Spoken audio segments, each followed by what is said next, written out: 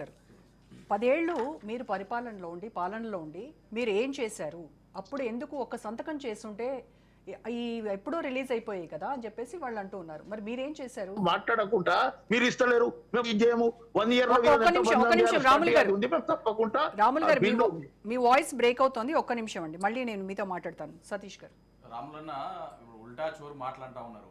ఉల్టా చోరు మాట్లాడేవో మీరు ఈరోజు సమాజం అంతా చూస్తుంది, తెలంగాణ ప్రజలందరికీ తెలుసు. మీరు మేనిఫెస్టోలో పెట్టింది ఒకటి, చెప్పింది ఒకటి, చేసింది ఒకటి. రాహుల్ గాంధీ గారు ఒకటి చెప్తారు, రేవంత్ రెడ్డి గారు ఒకటి చెప్తారు.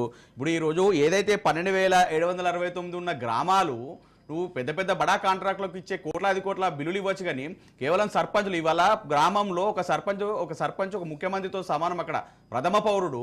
ఈరోజు గ్రామంలో ఉన్న సర్పంచులు ఇబ్బంది పాలు చేస్తుంది ఎవరు అనేది కూడా ఈరోజు చూస్తూ ఉన్నాం. గత ప్రభుత్వం చేసింది, గత ప్రభుత్వం అని మీరు గత 10 ఏళ్ళు కూడా మొత్తుకున్నారు. కేసీఆర్ గారి పాలనలో ఇలా జరిగింది అలా జరిగిందని దొంగ మాటలు చెప్పి గద్దెనెక్కి ఈరోజు మీరు చేస్తుంది ఏంది? గ్రామకు ఈరోజు అప్పుడు కూడా నిధులు లేవని చెప్పి మీరే మాట్లాడారు. నిధులు లేవు, అప్పుల పాలైంది రాష్ట్రం, తెలంగాణ రాష్ట్రం అన్నప్పుడు మీకు ఇప్పుడు సోయి లేదా? అప్పుడు చెప్పినప్పుడు సోయి లేదా? ఏదైతే రైతులకు రుణమాఫీ చేస్తా ఉన్నారో 2 లక్షల రూపాయలు రుణమాఫీ చేస్తా అనేది సగం చేసి సగమే కొట్టిన ప్రభుత్వం ఈ కాంగ్రెస్ ప్రభుత్వం. గత ప్రభుత్వం గురించి మాట్లాడే నైతిక విలువలు ఇవాళ రాములన్న కానీ వీళ్ళందరికీ కూడా ఎవరు లేవండి.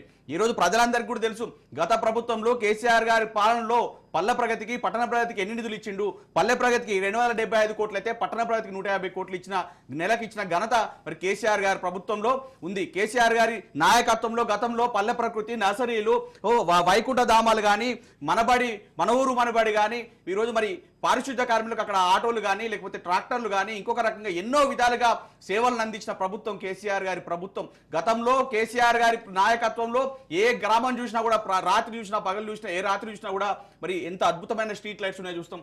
ఈ రోజు అసెంబ్లీ సాక్షిగా అసెంబ్లీలోనే కరెంటు పోయిన దుస్థితి ఈ రోజు మనం చూస్తాం. వీళ్ళు మాట్లాడుతున్నారు చావుల గురించి, ఈ రోజు సర్పంచ్ గురించి మాట్లాడుతూ ఉన్నారు. 9 నెలలు ఈ రోజుకి ఏడాది అయిందండి.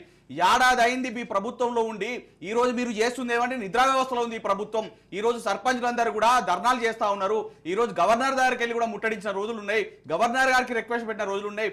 అది కాదని చలో అసెంబ్లీకి పిలిపిస్తే వాళ్ళని అరెస్ట్ చేసి లాఠీ చార్జులు వేసి అరెస్టులు చేసి జైలుకు పంపిస్తా ఉన్నారు. అంటే ప్రశ్నిస్తే మీరు జైలుకు పంపిస్తా ఉన్నారు.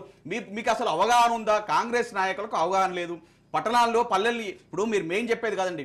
గత కేసీఆర్ గారి ప్రభుత్వంలో, కేసీఆర్ గారి హయాంలో ఏదైతే కేంద్ర ప్రభుత్వం ఉత్తమ గ్రామాలను ఎన్నుకుంటే టాప్ 20 గ్రామాలలో 16 గ్రామాలు తెలంగాణ రాష్ట్రానికి సంబంధించి ఉండే. ఇది కేసీఆర్ గారి ఘనత కాదా అని చెప్పి ఈరోజు సమాజం అంతా చెప్తా ఉన్నాం. అంటే మీరు ఏదైతే దొంగ మేనిఫెస్టో పెట్టి ప్రజలందరినీ మోసం చేసిరు, అటు చూస్తే రైతుల్ని మోసం చేసిరు, సకాలంలో నీళ్ళు ఇవ్వలేదు, విత్తనాలు ఇవ్వలేదు, సకాలంలో వాళ్ళకు పంట కూడా కొనని పరిస్థితి, చివరి గింజ వరకు కొన్ని రైతులకు అండగా ఉన్న ప్రభుత్వం కేసీఆర్ గారి ప్రభుత్వం. మరి 690 కోట్లు డ్యూ పెట్టి సంతకం చేయకుండా ఎందుకున్నారు హరీష్ రావు? మీరు ఒక విషయం చాలా క్లియర్ గా గమనించాలండి. ప్రభుత్వం ఈ రోజు ఈ ప్రభుత్వం ఉంటుంది, రేపు ఇంకో ప్రభుత్వం ఉంది. ఈ రోజు కాంగ్రెస్ ప్రభుత్వం ఉంది, రేపు మా బీఆర్ఎస్ ప్రభుత్వం వస్తుంది, ఇంకో ప్రభుత్వం వస్తుంది కావచ్చు.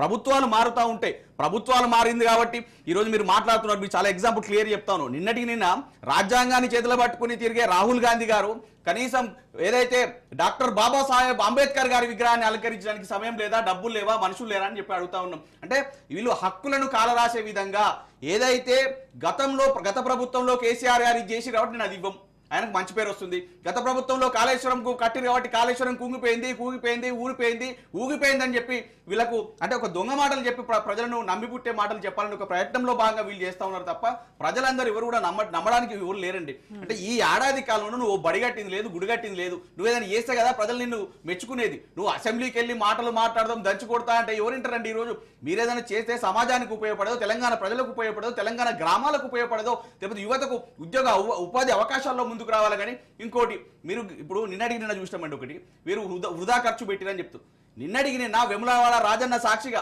వీళ్ళు తిన్న ఖర్చు 32 లక్షలు. ఒక ముఖ్యమంత్రి ఆయనతో పాటు వచ్చిన 100 మందికి 32 లక్షలు అయితే తినడానికి.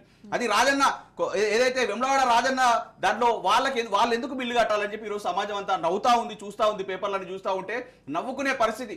అంటే మీరు ఏ దుస్థితికి తీసుకొచ్చిర్రు పల్లెల్ని కానీ ఈ రాష్ట్రాన్ని కానీ ఎక్కడ కూడా. ఈరోజు ఇంకొక విషయం చాలా క్లియర్గా గమనించాలి, ప్రజలందరూ కూడా గమనిస్తూ ఉన్నారు. అమెరికా లాంటి దేశాలు కూడా మీరు తెలంగాణ రాష్ట్రానికి వెళ్తే చికెన్ గున్యా లాంటి రోగాలు వస్తున్నాయి, అక్కడికి వెళ్ళకండి, జాగ్రత్తగా ఉండని చెప్పే పరిస్థితికి ఈ పల్లెల్ని తీసుకొచ్చిన ప్రభుత్వం ఈ కాంగ్రెస్ ప్రభుత్వం. ఈ రోజు ప్రజాపాలన అంటారు కానీ ఇది ప్రజాపాలన కాదు, కాంగ్రెస్ ప్రభుత్వం. కాంగ్రెస్ పాలన కర్కశక ప్రభుత్వం అని చెప్పి ఈ రోజు తెలంగాణ సమాజం మొత్తం చెప్తా ఉంది.